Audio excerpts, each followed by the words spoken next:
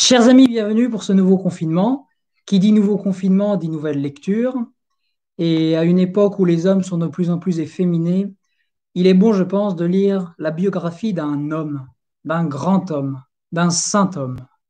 Voilà pourquoi nous allons lire Pie X de René Bazin, qui est servi par une plume de maître.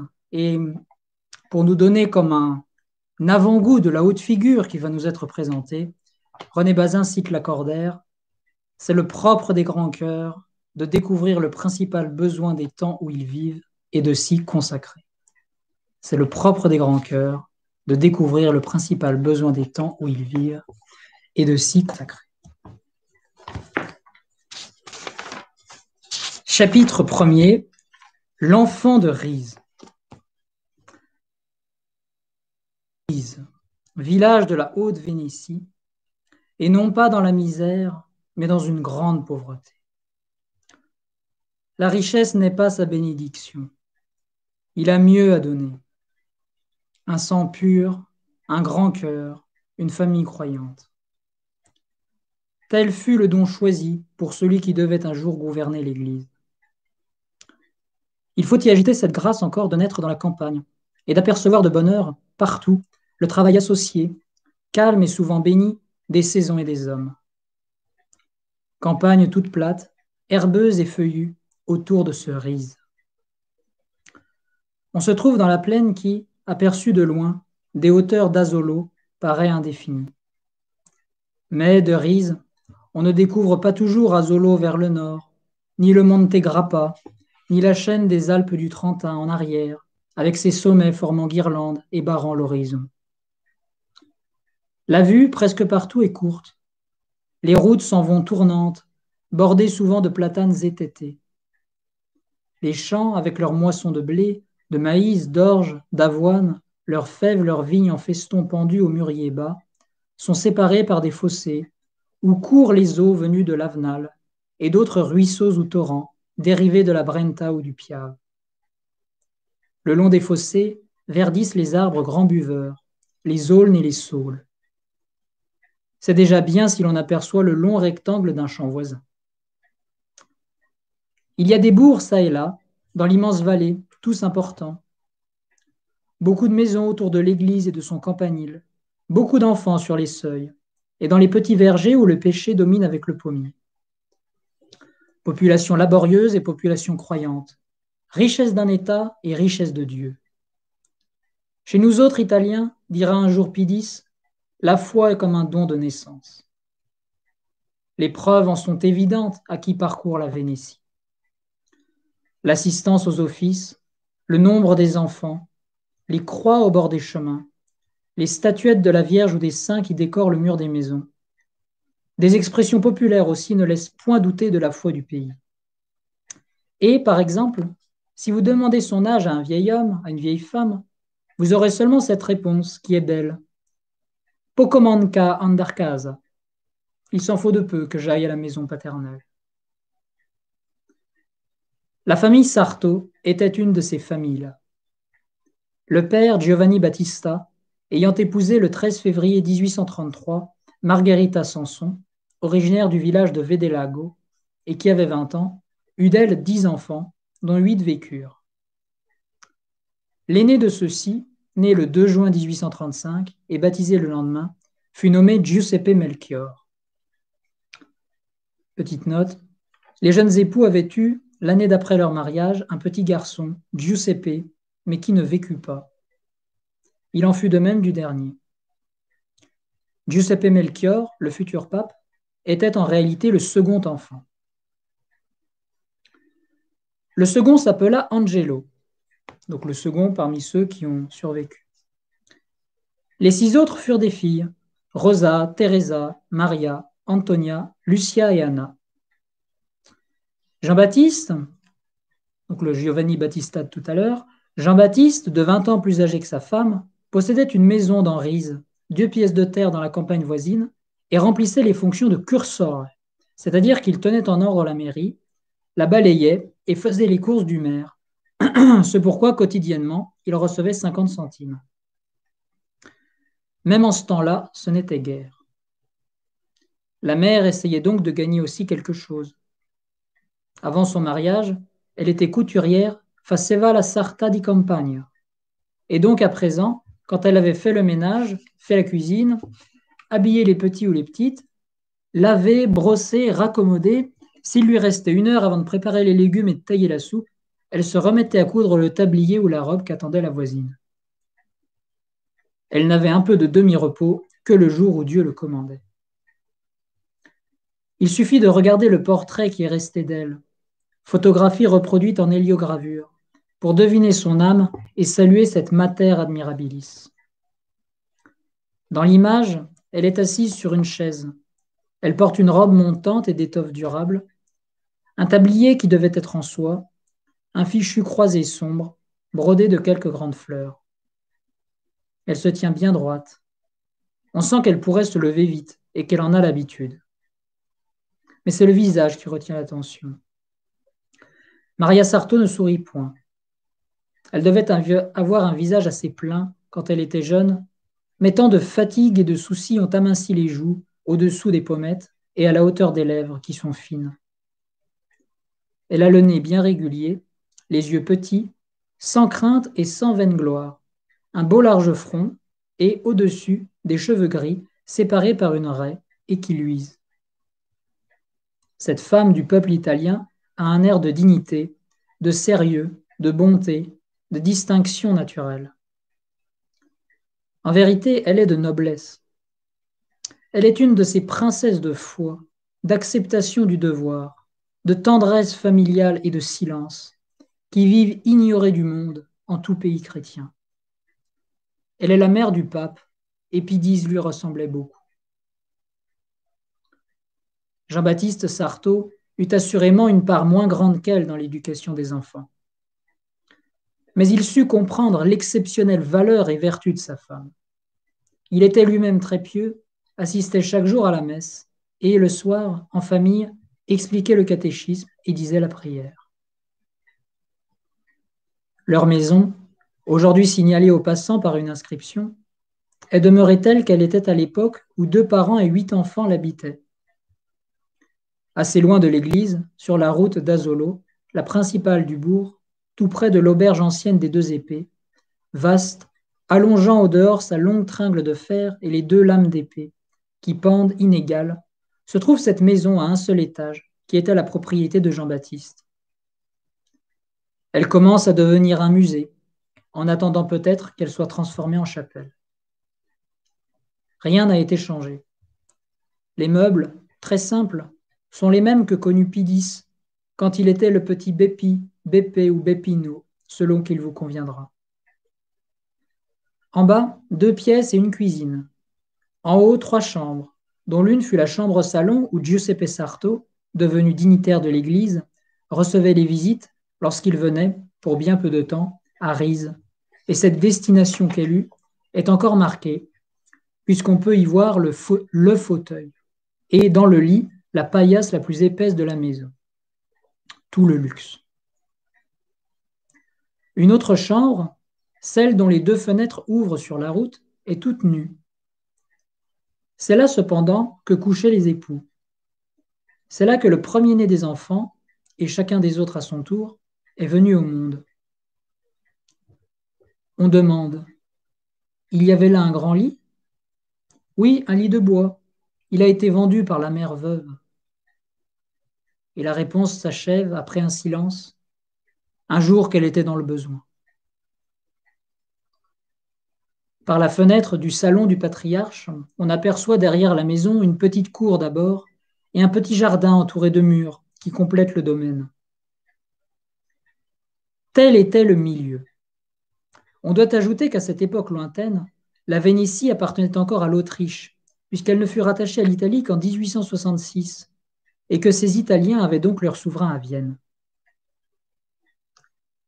Bepi Sarto, ayant des parents si chrétiens, ne pouvait manquer d'aimer l'Église, l'office, le prêtre, le ciel, dont tant de petits-enfants sont détournés. D'eux-mêmes, ils vont à Dieu. Il suffit d'en avoir élevé quelques-uns pour admirer en eux l'instinct du divin et l'étonnante, l'immédiate intelligence qu'ils ont du monde surnaturel. Bien né, bien entouré, Bépi eut tout de suite la liberté d'être pieux. Dès qu'il eut la taille voulue, il revêtit la soutane des enfants de chœur, servant la messe, portant un cierge ou l'encensoir, mêlé au clergé, qui admirait le recueillement de ce jeune visage, la douceur, la finesse de ses yeux châtains. À 11 ans, il devint maître des cérémonies, guidant ses compagnons, dont il était admiré, comme un petit chef aimé. Aimé. Il avait décidément le goût des choses saintes. Il avait également celui de l'étude. À l'école de Rize, il remportait tous les prix. Ses camarades écoutaient volontiers ce garçon avenant et décidé, qui riait volontiers, qui avait toujours un projet, un jeu à proposer, un mot à dire, et dont les mères de Rize, leur mère, parlaient avec envie. Ils le suivaient. À quelque distance du village, il y avait un sanctuaire célèbre dans la région, l'église de la Madonna della Sandrole, fondée sans doute, comme l'indique le nom, sur l'emplacement d'un cimetière romain, et mise sous l'invocation de la Vierge de l'Assomption. Elle s'élève, blanche et jaune, au milieu des champs. Elle est flanquée à droite d'un campanile au toit de zinc et précédée d'une grande pelouse que défendent des bornes de granit reliées par des barres de fer. Elle est même autre chose qu'un lieu de pèlerinage où se rendent en procession, chaque année, les habitants des agglomérations voisines, ceux de Godego, de Poggiana, de Loria, de Spinea, de San Vito, même ceux des villes d'Asolo et de Montebelluna. Chaque semaine, au Sandrole, plusieurs messes sont dites, à la demande des fidèles, par le clergé de Rize, et d'avril à septembre, c'est là qu'est célébrée le dimanche la première messe paroissiale.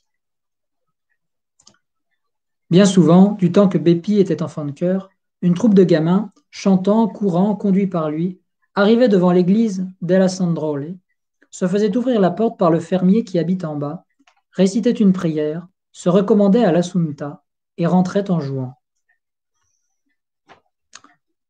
Le fils aîné des Sarto fit sa première communion à 11 ans, selon l'usage établi alors, et que de telles dispositions, de cœur et d'esprit, auraient suffi à condamner. Ce jour-là, il se consacra à Dieu, lui promettant de rester chaste et de ne vivre que pour son service. Il répondait ainsi plus solennellement à un appel depuis plusieurs années entendu et compris. La mère n'en sut rien d'abord. Elle se doutait qu'avec son Bépi, une grâce singulière était entrée dans sa maison.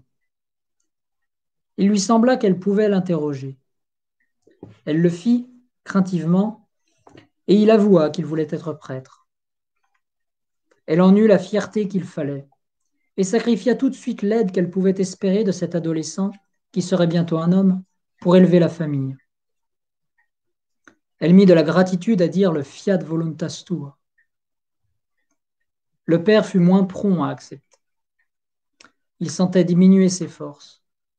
Le gain était toujours petit, la charge de plus en plus lourde.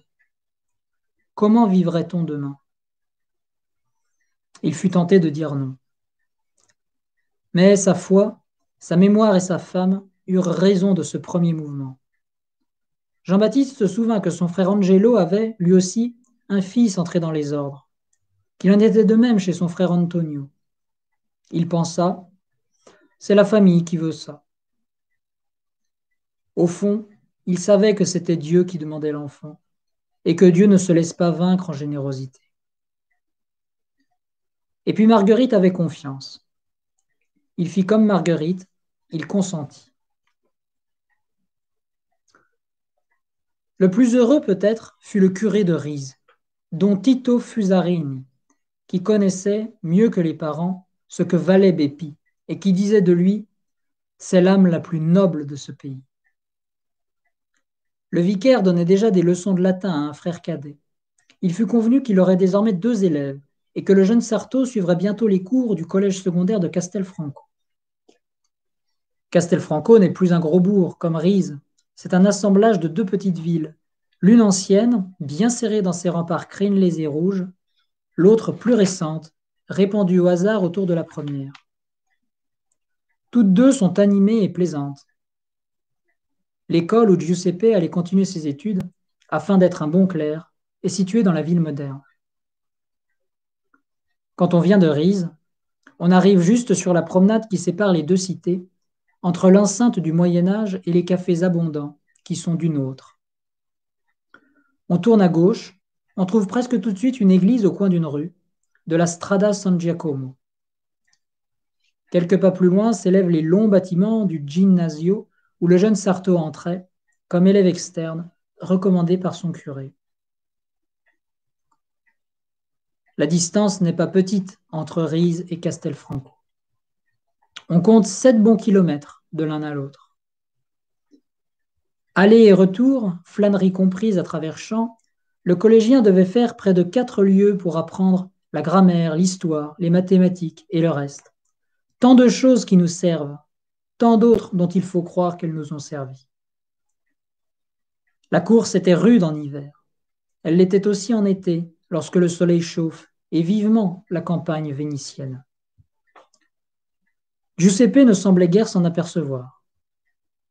Il était un jeune homme déjà bien découplé, nourri comme on pouvait le nourrir, et, selon le mot d'un de ses amis, vêtu comme il plaît à Dieu. Sachant, par ouï-dire, que les cordonniers font payer cher le cuir, à peine sorti de Rize, il quittait ses souliers, les attachait avec une ficelle et les jetait sur l'épaule comme une besace. Il faisait ainsi le sacrifice d'aller pieds nus pour ménager la bourse des parents. Au bout de la ficelle se balançait également le petit sac où la mère, pour le goûter, avait mis un morceau de pain et quelque chose de plus si cela se trouvait. Au collège de Castelfranco, où il étudia 4 années, de 1846 à 1850, dès le début, Giuseppe prenait la tête de la classe comme il avait fait à Rize. Il s'appliquait à tout et, selon le récit des témoins de sa jeunesse, montrait au travail, et dans 1000 circonstances de la vie, une conscience sans démenti qui n'est pas un don de nature. Ils ajoutent qu'il était d'un tempérament très vif, prompt à s'irriter, prompt à s'indigner, de sorte que cette douceur chez lui, dont le monde entier fut témoin par la suite, s'il la remarquait déjà dans l'adolescent, on peut sûrement affirmer qu'elle était une jeune vertu, que l'enfant devait surveiller toujours et parfois défendre. Entre les classes du matin et celles de l'après-midi, il se retirait chez de braves gens appelés finazzi, et pour payer un peu l'hospitalité qu'il recevait, Giuseppe faisait travailler les enfants plus petits que lui. Années décisives, ces années de Castelfranco, pendant lesquelles le fils de la pauvre famille de Rize, travailleur dans le domaine de l'esprit, acquérait et maintenait, comme son père, comme sa mère, mais pour un autre avenir, l'habitude de l'énergie quotidienne. Chaque soir, après la longue marche, après les classes de la ville, il entrait au presbytère de Rize et prenait une répétition de latin chez Don Tite Fusarini. La 4e année, depuis l'automne de 1849 jusqu'à la fin de juillet 1850, il ne fit plus la route tout seul. Son frère Angelo voulut être du voyage. Il avait l'idée de devenir menuisier. On s'en alla donc de compagnie, le long de la route bordée de platanes. Et, merveille inattendue, ce n'était plus à pied. Les champs de la famille avaient-ils donné double récolte? Une occasion rare s'était-elle présentée? Le père avait acheté un âne, pas un gros, et une charrette, pas une belle, et il les prêtait aux enfants pour se rendre à Castelfranco. Il faut dire qu'Angelo, par la suite, ne devint pas menuisier. L'âge venu, il choisit une autre carrière et s'engagea dans la gendarmerie autrichienne. Nous aurons l'occasion de montrer quelle conscience avait, lui aussi, ce second des Sarto. Pour Giuseppe, les examens de fin d'année, passés selon les règlements officiels au séminaire diocésain de Trévise, furent un triomphe. Il fut déclaré éminent pour les 5 séries de questions en religion, latin, grec, histoire-géographie, arithmétique. Ses notes le classèrent premier parmi les 43 candidats préparés au dehors et subissant l'examen devant le jury de Trévise. Mais cette réussite n'était pas la grande joie attendue. Il n'avait qu'une ambition, entrer au grand séminaire pour achever les études d'humanité et suivre les cours de théologie. Voilà. Et nous commencerons le chapitre 2 la prochaine fois.